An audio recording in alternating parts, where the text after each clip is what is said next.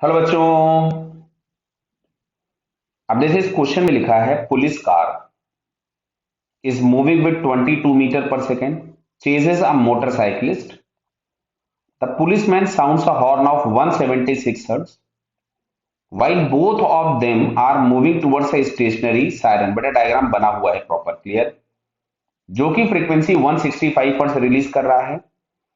पूछा गया calculate the speed of motorcyclist that given that the motorcyclist does not observe any beats. Any beats का मतलब ये हो गया, सुनना बात को ध्यान से समझना।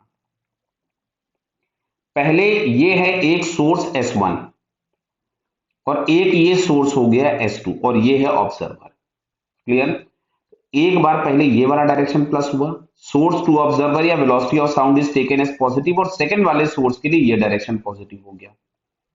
कोई बीट्स नहीं सुन रहा है, मतलब ये जो मोटरसाइकिलिस्ट है, ये जो दोनों तरफ से फ्रीक्वेंसीज रिसीव कर रहा होगा, ये दोनों फ्रीक्वेंसीज बराबर होंगी। क्लियर। तो हम लोग ये पढ़ चुके हैं कि F apparent is equals to F actual v minus VO upon v minus VS, जहां पे v होती है स्पीड ऑफ साउंड, vo होता है वेलोसिटी ऑफ ऑब्जर्वर और vs होता है वेलोसिटी ऑफ सोर्स। ठीक है। एफ एपरेंट है, एपरेंट फ्रीक्वेंसी जो सुनेगा, एफ एक्चुअल वो जो जनरेट की गई है। क्लियर। चलिए वापस आते हैं, मतलब पहली बार में ये जनरेटेड है एक्चुअल फ्रीक्वेंसी और दूसरी बार में ये एक्चुअल फ्रीक्वेंसी है। क्लियर। चलिए यहां से लिखते हैं हम लोग। तो अगर कोई भी बीट्स नहीं सुनाई दे रही है तो ये जो पुलिस वाले की वजह से जो फ्रीक्वेंसी सुनेगा वो प्लस जो इसकी फ्रीक्वेंसी सुनेगा, ये दोनों आपस में बराबर होनी चाहिए। तो मैं इस रिलेशन में वैल्यूज पुट करता हूं। तो देखिए पहली बार में है एफ एपरेंट, चलो मैं यहां पे लिख देता हूं कि F apparent due to police is equals to 176 into. Clear. और यहां से हम लोग इसकी वेलोसिटी v जैसा कि दिया हुआ है हम लोग ले लेते हैं।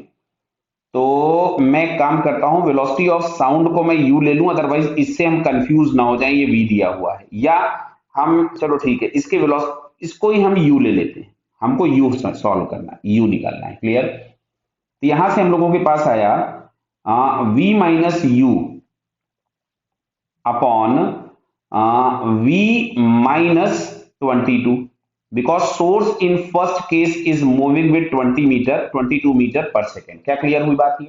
चलो दूसरा लिखते हैं।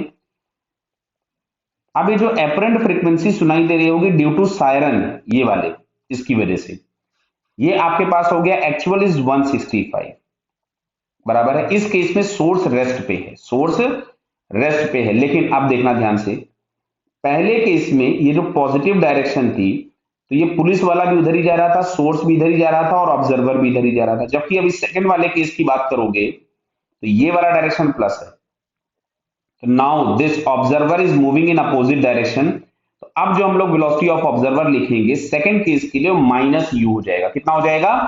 Minus you. तो यहां से हम लोगों के पास मिलेगा ये v plus U upon v। क्यों?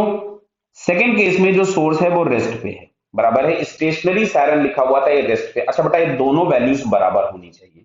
तो चलो जरा हम इन दोनों वैल्यूज को इक्वेट कर देते हैं। तो यहां से हमने लिखा 176 इंटू वेलोसिटी ऑफ साउंड। देखिए क्वेश्चन में आपको दिया गया है 330। कितना दिया है? 330। हम लोग यहां पे वैल्यूज पुट कर देते हैं। तो it is 330 minus U upon 330 minus 22 is equals to 165 330 plus u upon 330।